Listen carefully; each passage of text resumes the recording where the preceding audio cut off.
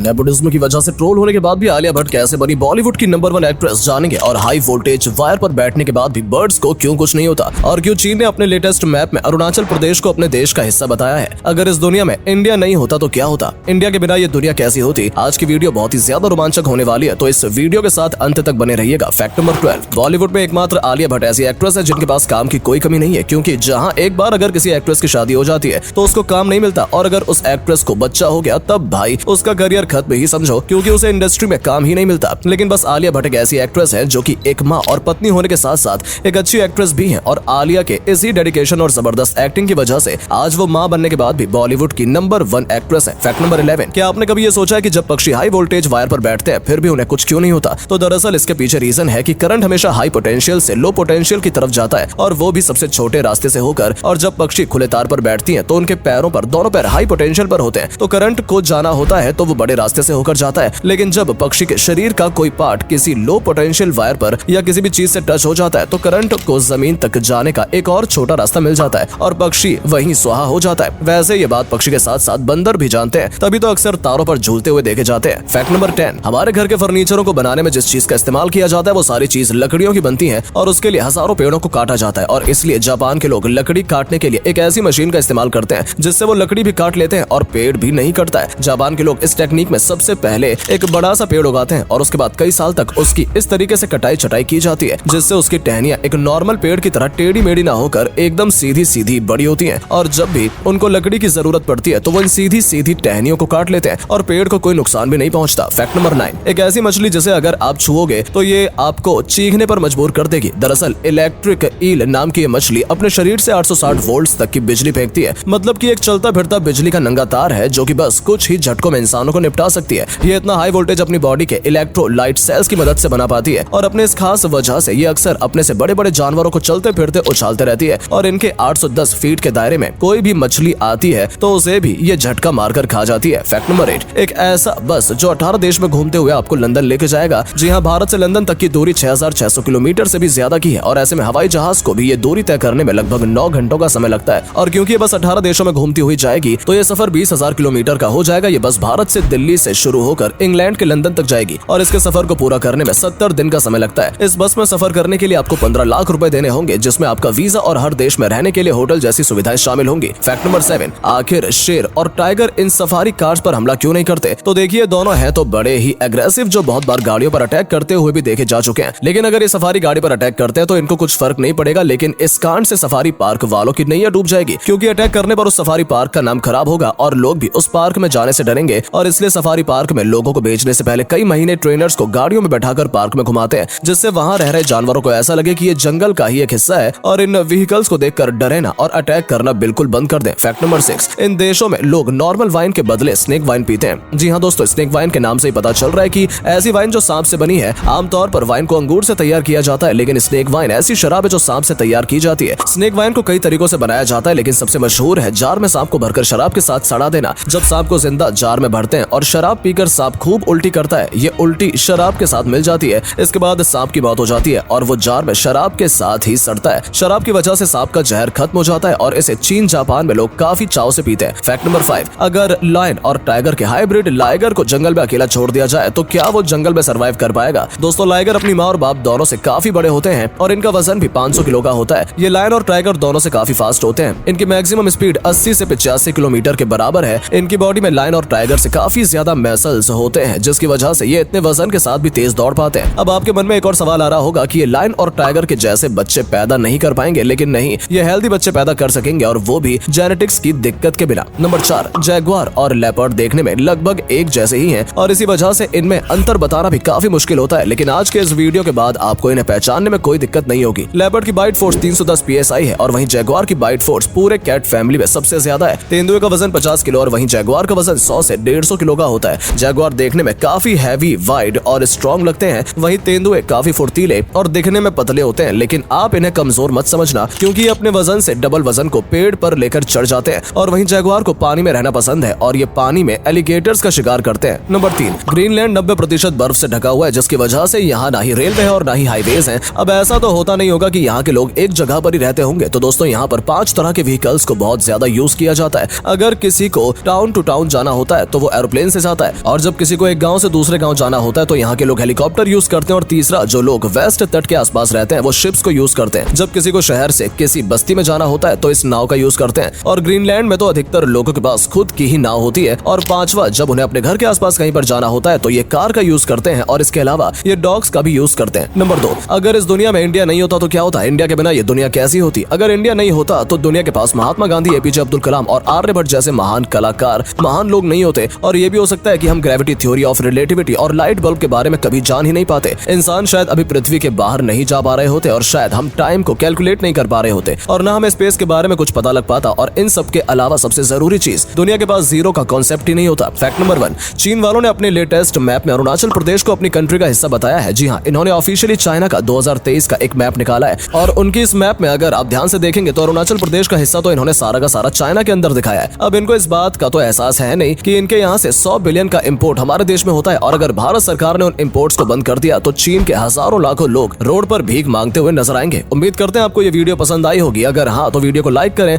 नीचे अपने favourite comment करें, और इस वीडियो को और लोगों के पास भी शेयर करें, जिससे हमें और वीडियोस बनाने की मोटिवेशन मिलती रहे। धन्यवाद।